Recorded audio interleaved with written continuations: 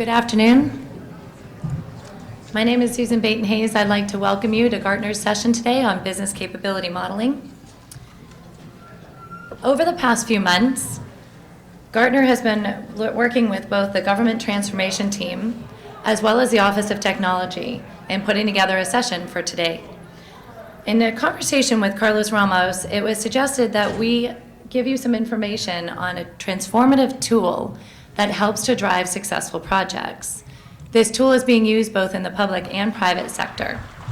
Recently, Gartner's research and consulting teams were engaged by one of your peers who are here with us today, California Student Aid Commission, and they're here with us today to share with you how they've been able to leverage the business capability modeling tool and how they've helped drive this in direct alignment with the StageGate process. First, you'll hear from Eugene Martinez, Managing Partner with Gartner Consulting, and then we're going to move into a case study led by Kang from the Student Aid Commission, and Tay is the branch chief with California Student Aid. Eugene, I'll turn it over to you.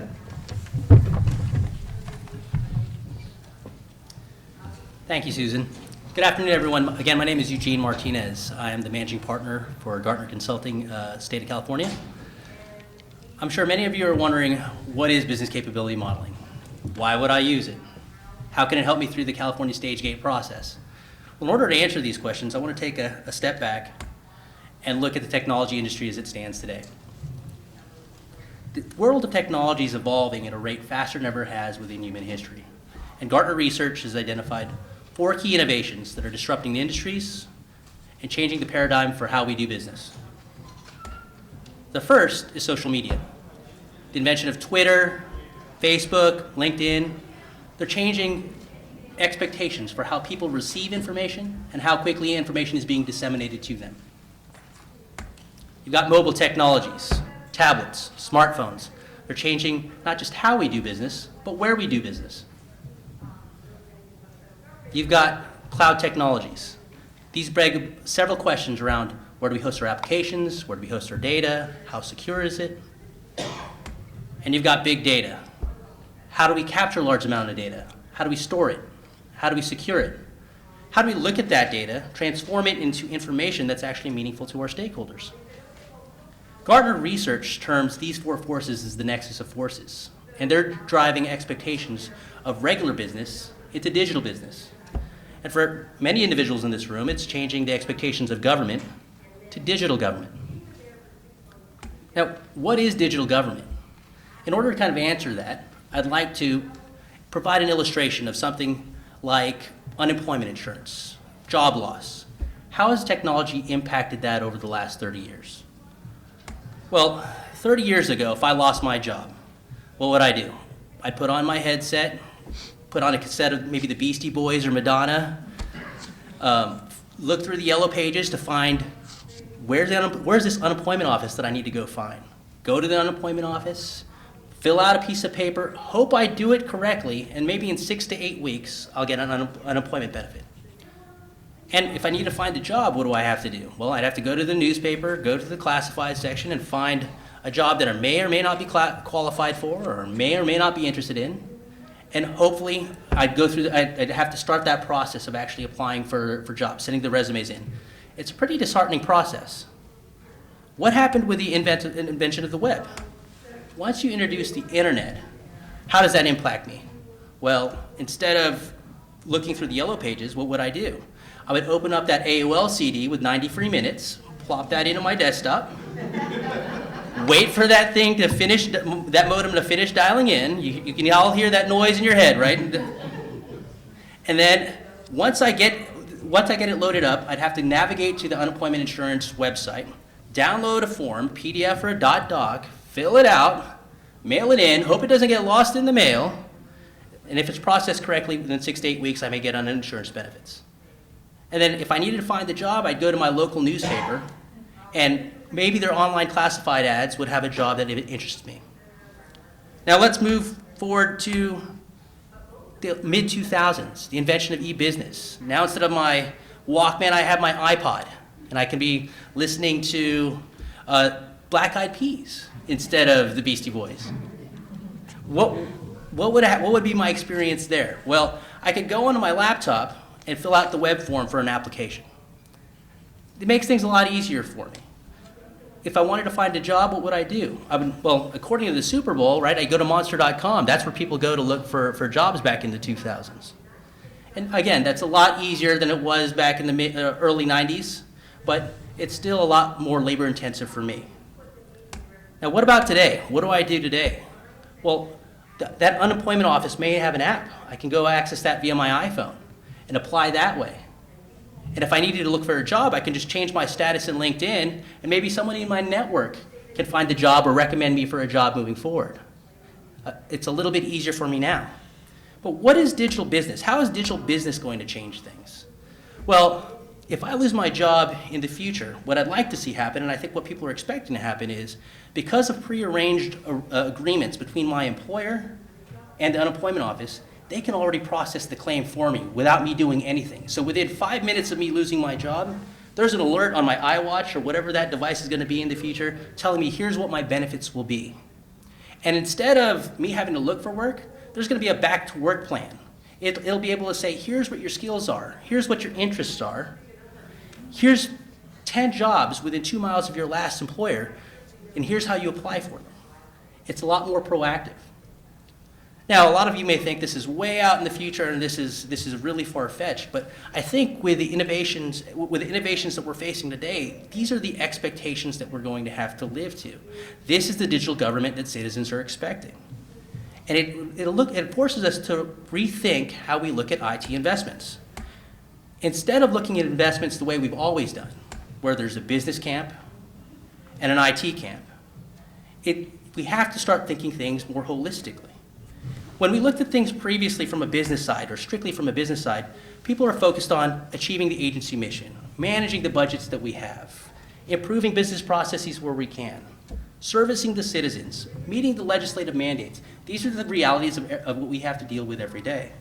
But when you look at these IT investments strictly from a business lens, oftentimes these things are very political, right? You're dealing with the agenda of a specific individual or a specific division.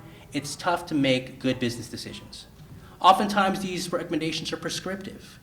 I don't know how many people I've heard say, my business side has went to a trade conference or saw something in a trade magazine and they want this solution. I don't know necessarily what business problem they're trying to solve, but they say this is the solution that they want. Or sometimes it can be paradoxical, right? Sometimes when you look at things strictly from a business lens, we hear things such as, hey, I want more innovation. I want you to be more creative, but oh, by the way, I'm cutting your budget. You have to do it with less money. It's tough to do things that way. It's tough to make decisions based on strictly the business perspective. And ideally, it would be best for any decision to be aligned strictly with the business strategy that you have. But in talking to our research analysts, what they say is up to 70% of people that they talk to, business or IT, public sector or private sector, don't know what the business strategy of their organization is. And a lot of the reason why is because there's an absence of one. There is a lack of a business strategy within the organization. How can you align with something that's not there?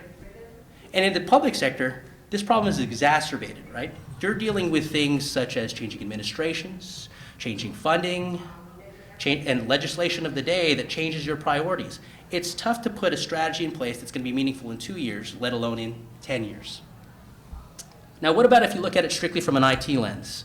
Well, historically, IT has been focused on keeping costs down, server virtualization, application portfolio rationalization. You've got to make sure you have an upgraded infrastructure, such as network upgrades. You have to implement the systems that they're asking you to implement or expecting you to deliver.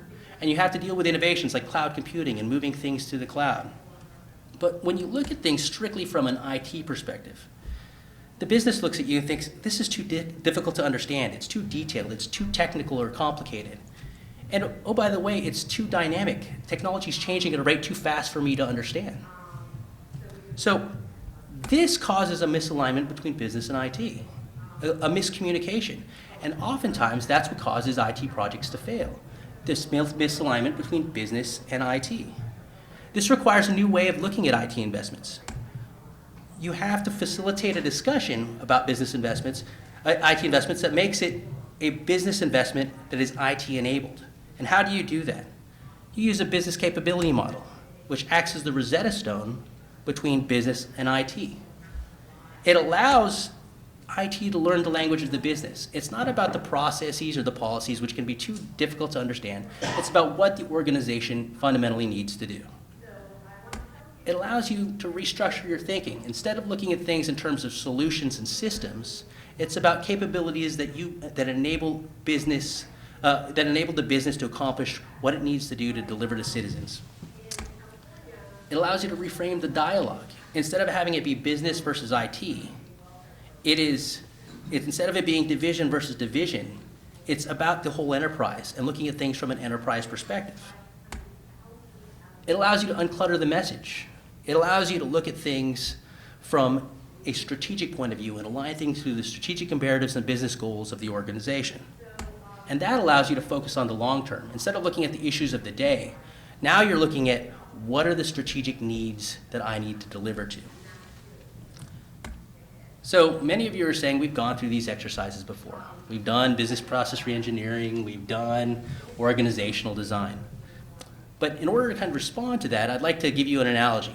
One of my favorite TV shows is Hoarders. I know it's a bit of a guilty pleasure, but if you haven't seen Hoarders, it's pack rats to the nth degree, right? You've got people living in squalor, they're just inundated with stuff that they've accumulated over time. Well, what do they ask these individuals to do? The first thing that they ask these individuals to do is to organize their house.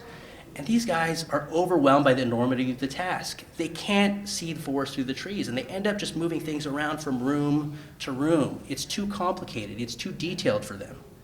Well, when you look at things from just a process flow perspective, how your enterprise has historically executed the processes, it becomes too complex. It's too difficult to make business decisions based on just process flows. And again, these things change very quickly. How many process flows do we have documented throughout the state? How many reams of paper have we used that are just documenting processes that we're trying to do away with anyway?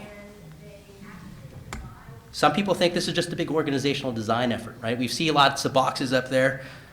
Well, this is not an organizational design effort. By looking at things strictly from an organizational perspective, you're just reinforcing the silos that have created the issues that are there. We have lots of RACI models and lots of org charts that no one looks at anymore. And again, those things change very frequently too. BCPs, retirements, turnover, they cause these org charts to change. And it's tough to make business decisions strictly on an organizational perspective.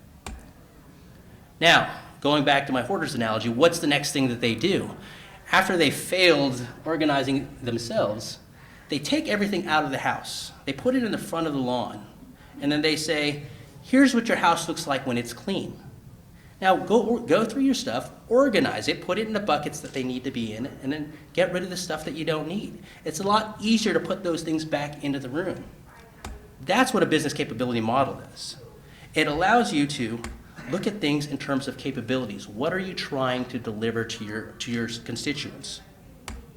Those things don't change very frequently. What you do as an organization to deliver to your mission is pretty static.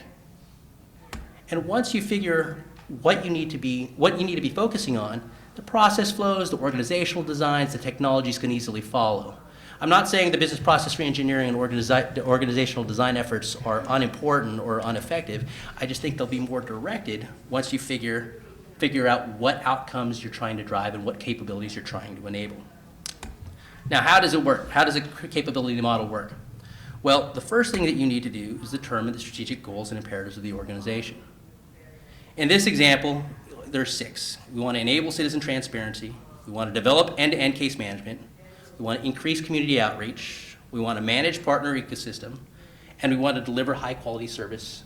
And finally, everybody has to optimize operations. That's something everybody tries to do. Once you do that, then you can understand what are the business capabilities that you have to deliver on the strategic imperatives. What can you do to meet those business goals? You can then rate those capabilities. What are the ones that need significant improvement? What are the ones that need minor tweaks? What are the ones that we're fine with? We can just continue to operate as is. The other thing that it allows you to do is it allows you to say, well, what are the future capabilities that we need to actually enable that we're not doing today? I know I've seen several business cases throughout the state where we say we're going to repurpose staff to higher purpose activities once we implement a system. This allows you to actually identify what those higher purpose activities are. Now you're thinking through, what do we need to be working on that we're not doing today?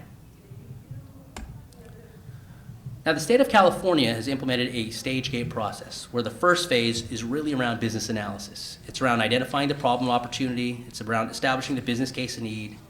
It's around ensuring strategic alignment. And the other one is assessing organizational readiness.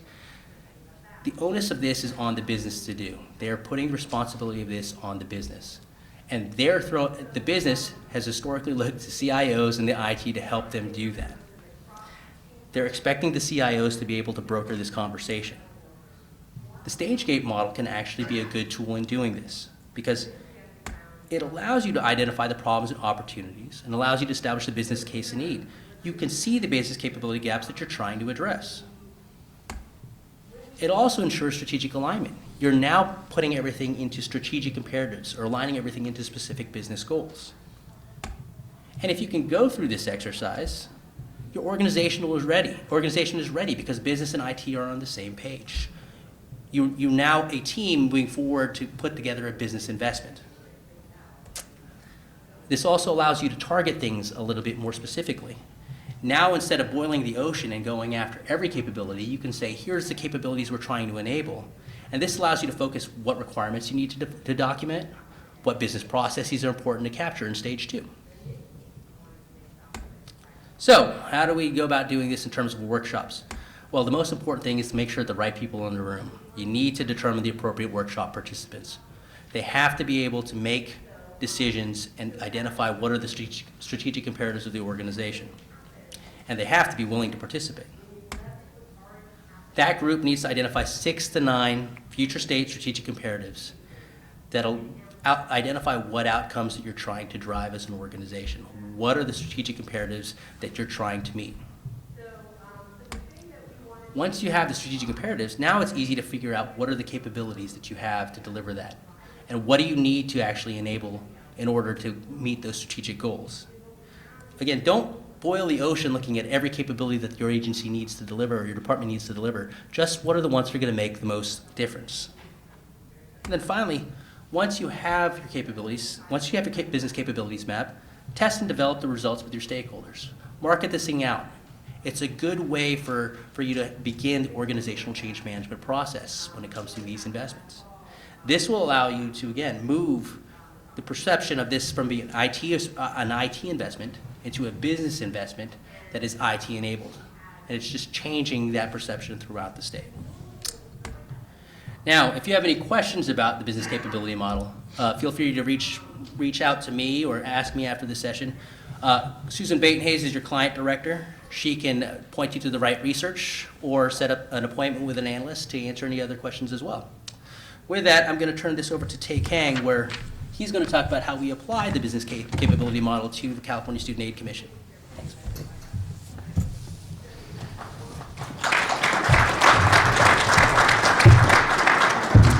All right, thanks, Eugene. So my name is Kang. I'm the branch chief at the California Student Aid Commission. I never thought I would be at an IT conference, so this is kind of cool. I never thought I'd be a speaker at an IT conference, so this is really a little overwhelming. So I'm glad to be here. I was thinking of a great IT joke to have for you guys today, but I didn't want to offend you guys, so. Usually I do presentations on financial aid and high school counselors and colleges, so excuse me if I use a lot of the terminology. So what I want to share with you is the experience that we had with Gartner and the CSAC IT staff in terms of the business capability model that we use in our agency for the Grant Delivery System Modernization Project. So before I do that, just wanted to give you an overview of our Student Aid Commission. Now, some of you may have heard of the California Student Aid Commission. We are the financial aid agency for the state. Any financial aid program that is run through the state is run by our agency. So the Cal Grant, some of you guys maybe got a Cal Grant when you went to college. Maybe your son or daughter has a Cal Grant. And our our mission statement is to make education beyond high school accessible to all Californians. That's our goal. So this Cal Grant program is our bread and butter program, and then we also administer many other programs like the Chafee Grant, which offers opportunities for foster youth, the Apple program, which is a teacher loan forgiveness program, and then also recently enacted programs like the DREAM Act and also the Middle Class Scholarship.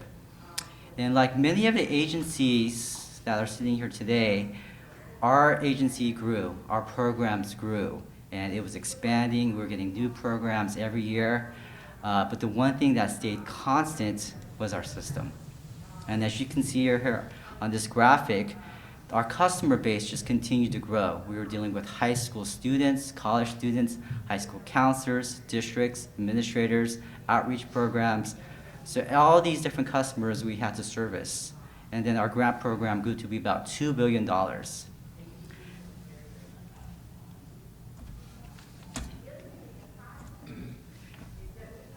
So just to give you a little bit of background on our grant delivery system, it's a legacy system base that was based on rules and processes established in the 1980s and 90s.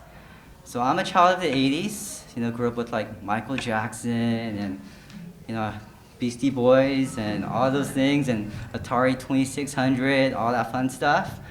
But, we're getting these programs and the system was built in the 80s. So it's like trying to stick a Blu-ray player into an 8-track. It's just not going to work. So we realized that we needed a new system, because of the expanding programs, our capacity had been reached, and then our manual workload for our staff was just increasing. You would think that in this age of technology, we would find efficiencies for our staff, but no. In fact, it was actually increasing the manual workload for our staff, entering in forms, answering calls, waiting for system jobs to run that only runs on Friday nights. Other problems was that it was inflexible. So it was built in the 80s and 90s, rules and procedures built in the 80s and 90s just doesn't work for things that are happening right now. And we are in the smartphone, tablet era, and that's how students, they want to get their information, they want to get alerts, and we don't have that capacity to do that. So we're still sending paper letters and emails. I know that's antiquated now, but our students were not getting the communication, so they were not getting information about their awards. And because we have so many different customers, and the data exchange between our system and their system, so much PII was being exchanged. So we have to make sure that we comply with all the information security standards, and because our system is old, we're not sure that it was. And again, we need to provide a portal for the different customers. They have different needs, so we need to provide access for their particular needs. And then we have a record retention. We have so much data from the 80s and 90s and even the 70s. And because we have such an abundance of records, we have to make sure that we're good stewards and protect those records. And as I mentioned, we were getting all these different new programs like the California DREAM Act. The legislature, they pass these great programs, they sit in a room, and they come up with the plan, and then they tell us, okay, Student Aid Commission, implement it.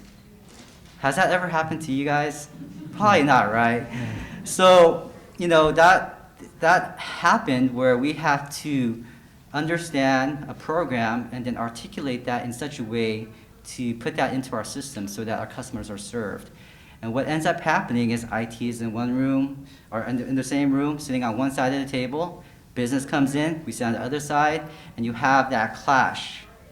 Joint application development meetings became crying sessions, people's feelings were hurt, chairs were being thrown. I mean, I'm sure you guys have all experienced that, right?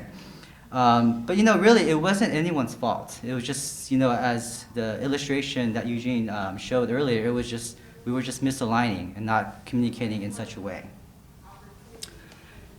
So we started to engage in this business capability model with Gartner and the IT staff, and started to look at our current operations. And as a state agency that gives financial aid for students who want to go to college, you can see that our main operations is application, selection, awarding, and then dispersing. So all of our focus was on those particular activities. And because of that, we had little room for customer services, institutionals serving our colleges, our high schools, serving our students, and then outreach and marketing new programs, and making sure that students who are in disadvantaged areas who may not have the resources have that information so they can apply. And then we started thinking about, okay, so that's where we are now. Where do we want to get to? And we started thinking about the future vision. Obviously, as an agency, we still have to do the application, the selection, the awarding, and disbursement. But what we want to do is have our system work for us so we can do those things, continue our agency mission, and do those things, but open up the resources so we can focus on the institutional services, the customer services, and outreach and marketing so that we can obtain our goal, which is to make education beyond high school obtainable for all Californians. And if you think about some of the students who don't have the resources, who are living in the rural areas, whose parents have never gone to college, it's really difficult for them to understand, whose high school counselor is serving 200 students, to have that FaceTime and have that knowledge about these programs. So our future vision is to make sure that we obtain our mission statement by doing this.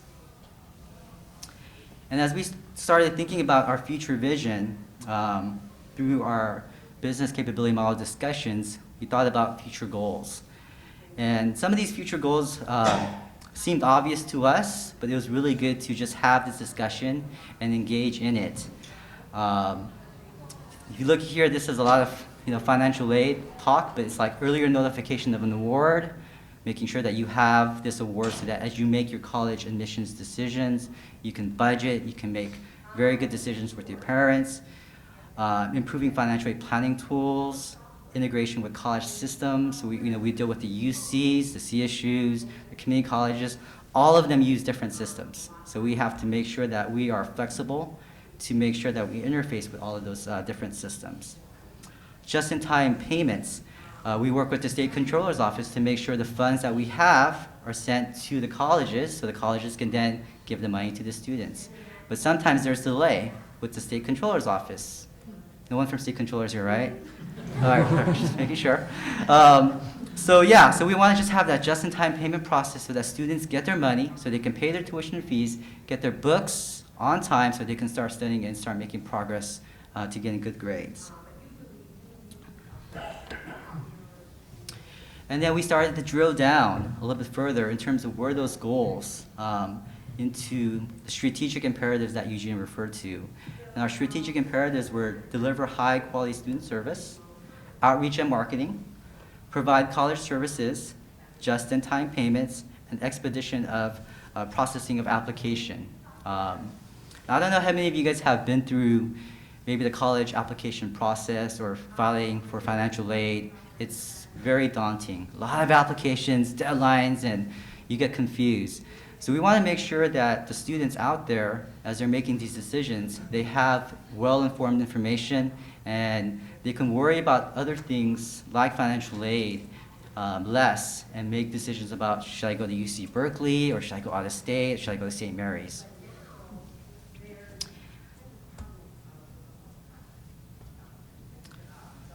So we put the 5 strategic imperatives, and then we also added just our operational functionalities that we had to continue to do. And then we placed the different activities and functionalities as an agency that we do right now. And the things, the activities that are in the white boxes are the things that we are doing currently, and we're doing them pretty well, okay, but still need some improvement. So if you look here, the areas in red, went a little bit too far. The areas in red are the areas that we need vast improvement. Okay, so that's basically student customer service, notifying students of awards, marketing events. The areas in yellow represent areas that we currently do and need some minor tweaks, minor upgrades. And then the boxes in dashed are the areas in which we need feature capabilities so that we can meet our strategic imperatives and meet our mission's goals. So currently we, as Eugene mentioned, that we're completing the stage 1 business analysis, and we've gone through the business capability model to identify the business needs. And then we're also preparing for stage 2 alternative analysis. And I know I kind of went through this really quickly, but the lessons learned. Okay, so here's the key point. The business capability model, it's obvious. It's business driven. That's why business is in that model, right? That term. It's business driven. And I think for us, having been involved in many different IT projects in our agency where, there were some contentious feelings with IT, going through this particular business capability model where Gartner and IT staff, we sat down, we engaged, we had a very good session and workshops to talk about what our business needs are. And it's important that it starts with the business because we know our customers best. We know the ones that need the services because they're the ones that complain to us, and they're the ones that tell us we need your services. We know from the colleges, from the UCs, the UC Office of the President, the Federal Department of Education, what needs are. Articulating that message to the business or to the IT side has always been the challenge. But through this particular business capability model, that channel was open and we were able to engage in conversation without leaving with bad feelings. And if you see that person at the water fountain, you don't go the other way this time. You actually talk about who won the Super Bowl and things like that. So the lessons learned was it has to be business driven. And maybe that's a paradigm shift for a lot of the IT staff that you may be seeing in here, but it really worked for us. Admittedly, the business, I think this was a good learning lesson for us as well, because oftentimes when we come into projects, we want everything, and pie in the sky, we want everything, and sometimes it doesn't always align with the mission's priorities, and that kind of helped us, okay, you're right, we can give that one up. That doesn't make sense. So that was a good learning lesson for us as well. Collaboration. It's important that all the different units within your agency collaborate, because if you're doing this, the business side just with IT, but you leave out the admin and contracts folks, and later on they're like, wait, what about us? We built something and you guys forgot to add us. That's going to just create chaos. So it's make sure to have that collaboration from the different units. They're well represented. And it's also good to have, if you're an agency that provides service to the customers, have the folks, the representatives that deal with the customers directly, have their input. I don't answer calls at my agency, so I don't always know what's happening. So we had people who answer calls who deal directly with the customers tell us, okay, this is what we need.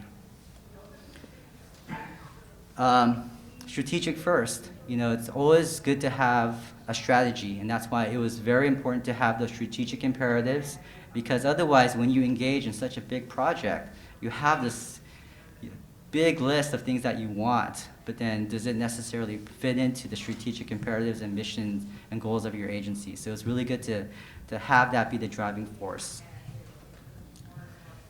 Accountability. I'll admit, this was the hardest part for me because these workshop sessions took about 3 to 4 hours, and there were like 5 sessions. And this was during November and December, and I still have 15 staff to manage. I have deadlines to meet and things like that. And when I were getting appointment notices for 4-hour sessions, it was difficult, but it was well worth it to be committed, fully engaged throughout the project, and be committed. And like anything, you can't do it in a vacuum. You have to make sure that as you sit in the room and discuss this, you come out, that's a great idea, this is a great concept. You need the validation from the customers that you serve.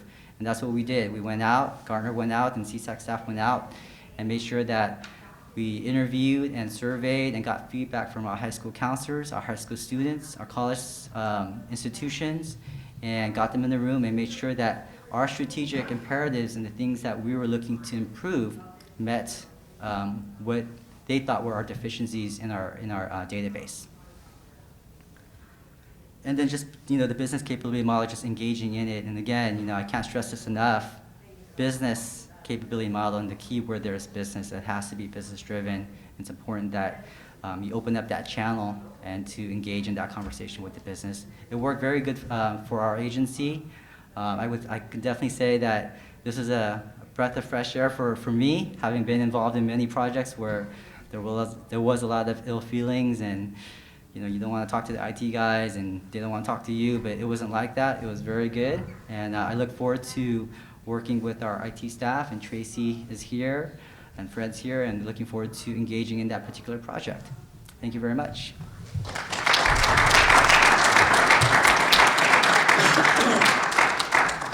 Thank you, Tay. I also want to acknowledge a few people that are here.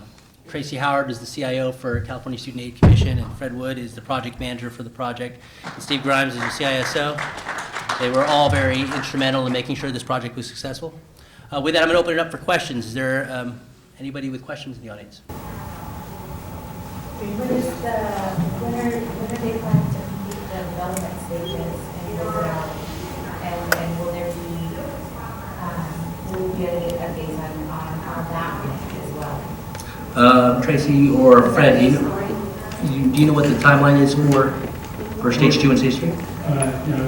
Phase 1 we're currently planning on completing in April, and stage 2 by the 9 months later, so around the 1st of 17.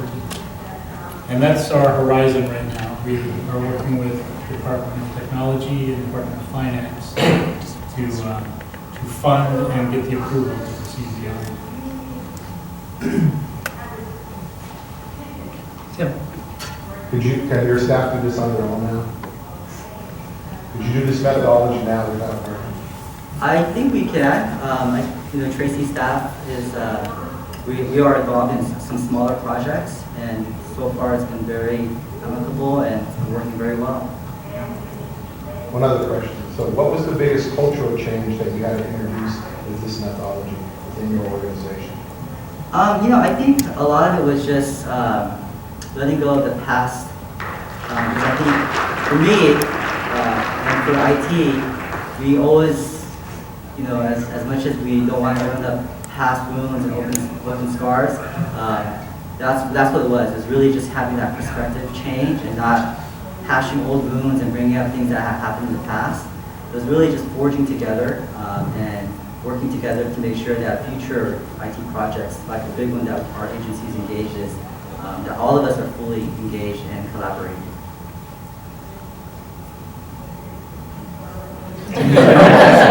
Eugene, do you have a startup kit for this? There is a toolkit, I believe, in research, so you can work with Susan or with Scott, I believe, in order to schedule a meeting with Pittsburgh. And the slides will also be made available in 2 weeks? I believe they're going to be on the government transformation website. Okay. Anything else? All right. Thank you, everyone. And I think refreshments are now going to be served out in the foyer. Thank you.